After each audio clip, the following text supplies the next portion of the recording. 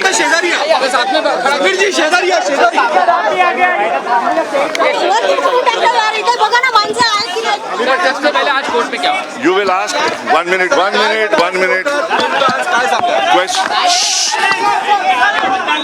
Silence first. Questions only to me. No questions to Sameer. Okay, sir. Sameer has been told not to say a word. So don't ask him any questions.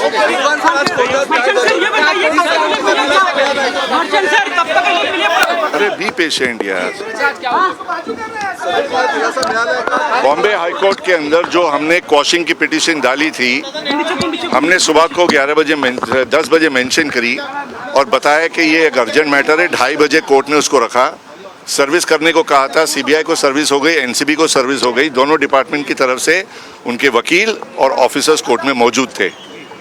Arguments के दौरान हमने court को ये बताया कि ये पूरा का पूरा केस जो है FIR 11/5/2023 के तहत में प्रिवेंशन ऑफ करप्शन एक्ट और 388 के तहत जो रजिस्ट्रेशन किया गया है वो बिल्कुल बेबुनियाद और इल्लीगल है, क्योंकि section 17A prevention of corruption act के तहत जो भी इंक्वायरी और इन्वेस्टिगेशन जो करनी है उस तारीख से करनी है 4 महीने के अंदर.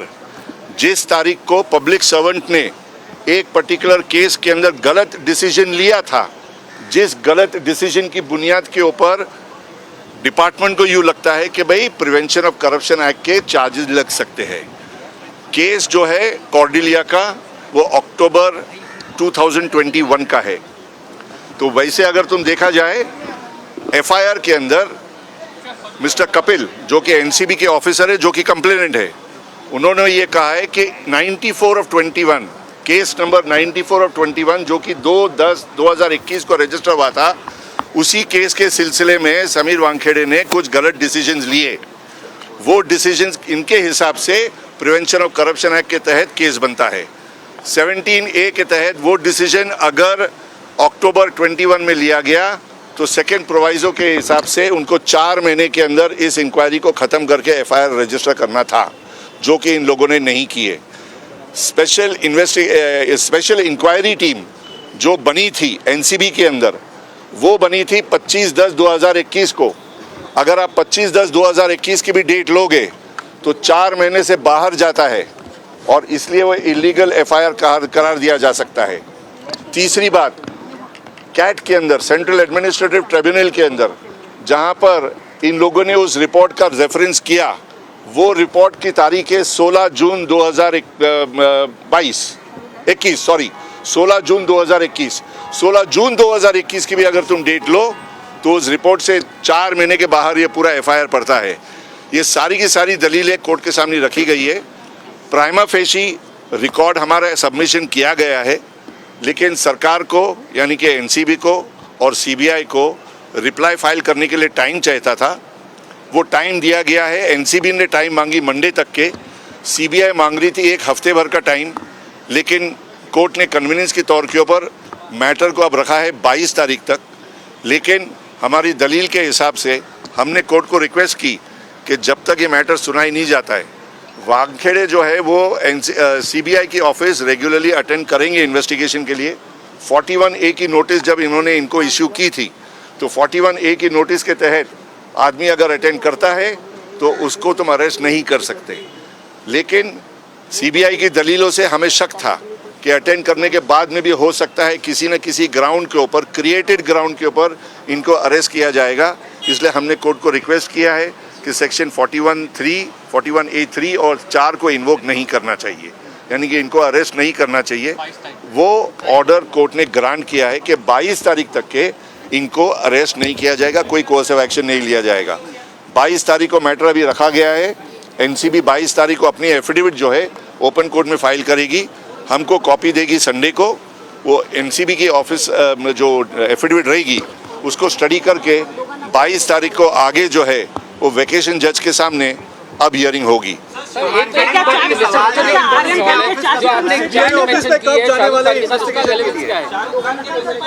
पिटीशन के अंदर समीर वानखेड़े का चैट मिस्टर ज्ञानेश्वर सिंह के साथ में है और समीर वानखेड़े का चैट मिस्टर शाहरुख खान के साथ में है.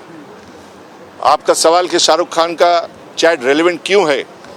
क्योंकि आर्यन ने बेल के टाइम पर हाई कोर्ट के अंदर रिटन सबमिशंस एफर्मेशन के ऊपर फाइल किया सौगंधनामे पे कि किसी भी डिपार्टमेंटल ऑफिसर के खिलाफ किसी किस्म की शिकायत नहीं है। और यहाँ तक क्या गया है कि जो सोशल मीडिया पे पॉलिटिकल जो विलिफिकेशन चल रहा है समीर वानखेड़े का, उसके ऊपर जो झूठे इल्ज़ाम लगाए जा रहे हैं पॉलिटिकल सर्कल्स में, उन एलिगेशंस को वो सपोर्ट नहीं करता। शाहरुख खान का जो चैट मेल है अगर आप देखोगे तो एक फादर अपने बेटे के लिए जो गिड़गिड़ा के जो रिक्वेस्ट करता है वो रिक्वेस्ट उसने की है। अगर पैसे के कोई डिमांड के बारे में बात होती तो उस चैट मेल के अंदर उसका जिक्र होता कि हमने इतने पैसे दिए, इतने में डिमांड हुई थी, इतने में सेटल हुआ। ऐसी कोई चैट कॉन्वर्जेशन नहीं है। On the contrary, Shahrukh Khan Sameer Wankhede को एक ऑनेस्ट अपराइट ऑफिसर का करार देते हुए ये बोलते हैं कि एक बाप जो है एक दूसरे बाप से रिक्वेस्ट करता है कि मेरे बच्चे का ध्यान रखना, मेरे बच्चे का ध्यान रखना। मैं चाहता हूं कि अगर उससे कुछ गलती हुई हो तो उसको हम सुधारें ताकि आगे उसकी ज़िंदगी बेहतर बने।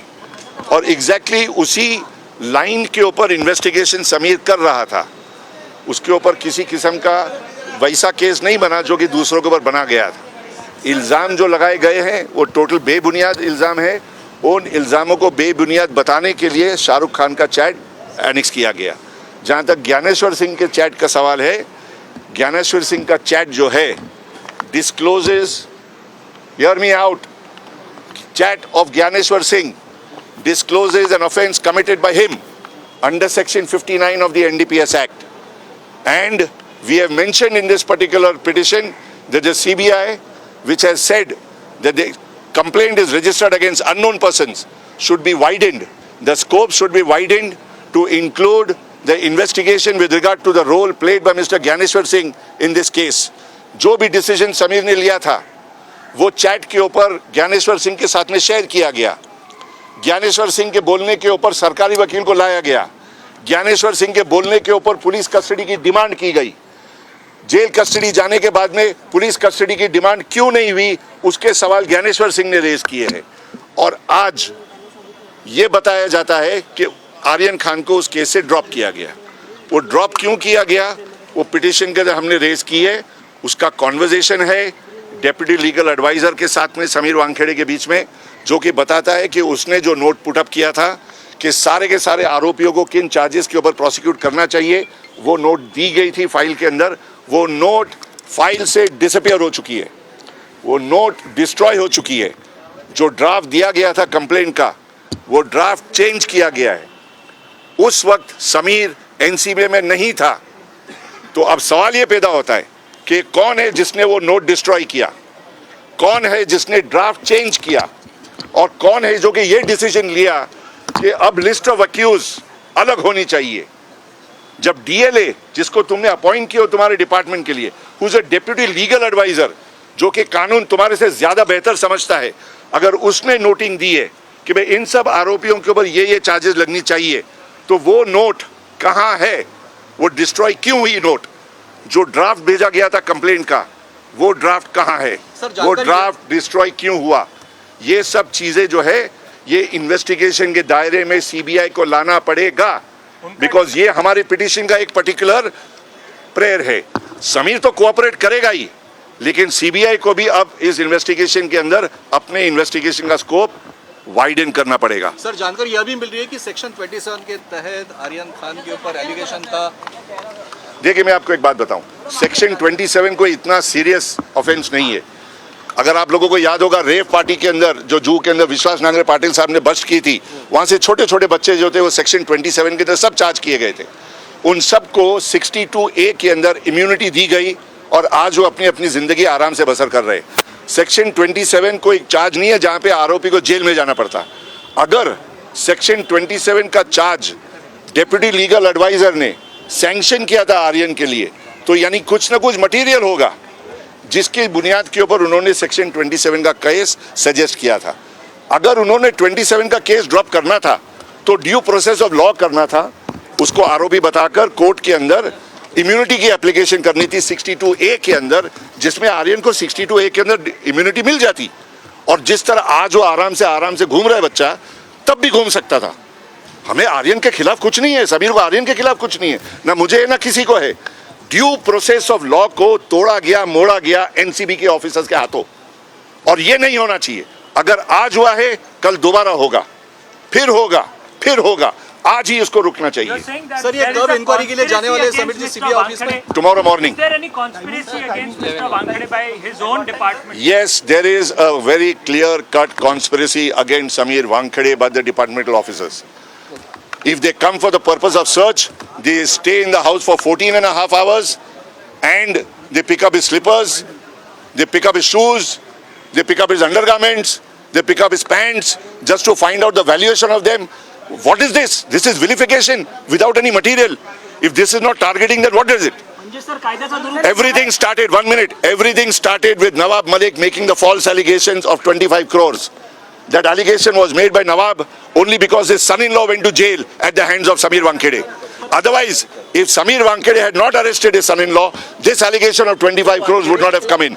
वो 25 करोड़ का फिगर जो है, ज्ञानेश्वर सिंह ने नवाब मलिक के उस प्रेस कॉन्फ्रेंस से पिकअप करके इन्वेस्टिगेशन चालू करी है। देयर इज नो, आप मुझे एक बात बताइए, अगर किसी ने घूस लिया है तो घूस देने वाला भी तो कोई होगा ना। जो स्टेट की स्पेशल इंक्वायरी कमेटी बैठी थी, स्टेट ने तो अपनी इंक्वायरी को क्लोज कर दिया है, ये बोलकर कि ऐसा किसी किस्म के चार्ज नहीं, ना तो घूस लिया गया ना तो घूस दिया गया। अब सीबीआई क्या इन्वेस्टिगेशन कर रही है? when the state has closed that investigation, where is the question of re-investigation? Aryan Khan के खिलाफ क्या आर्यन खान, सर क्या कहोगे आप आर्यन खान के खिलाफ? देखिए सुनिए, अरे मेरे भाई, आप जो सवाल उठाते हो ना, जो मैंने डिस्क्लोजर किया उससे सवाल उठाओ। Make some pointed good questions. I said the complaint was destroyed, the noting was destroyed. Does it fit into your mind? It is destruction of records.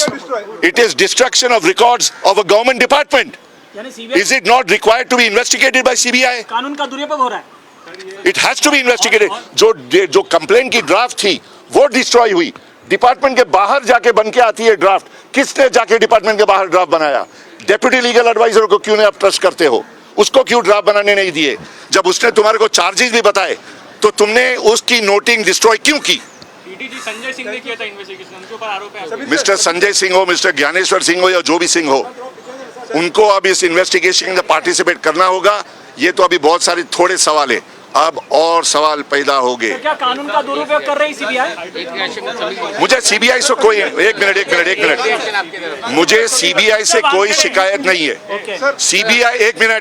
CBI investigation कर रही है, इन्वेस्टिगेशन करनी चाहिए। मुझे कंप्लेंट है एनसीबी से, NCB के senior officer से, वो समीर को टारगेट कर रहे हैं। सीबीआई से मुझे शिकायत नहीं है, मुझे ग्रीवेंस है, और मेरी ग्रीवेंस ये है कि तुम्हारे को 4 महीने की मोहलत थी, वो 4 महीने की मोहलत के बाहर जाकर 2 साल के अंदर आप 11 मई को 2023 को अप्रूवल लेकर आते हो यूनियन ऑफ इंडिया से, और उस अप्रूवल की बुनियाद पे एफआईआर रजिस्टर करके इस आदमी को टारगेट करना चाहते हो। मेरी आप लोगों से ये ग्रीवेंस है, आप लोगों को 17A को फॉलो करना चाहिए था, बोल देना चाहिए था कि भाई तुम लोग 4 महीने के बीच में दौरान में नहीं आए, अब ये 2 साल हो गए, अब हम एफआईआर रजिस्टर नहीं कर सकते।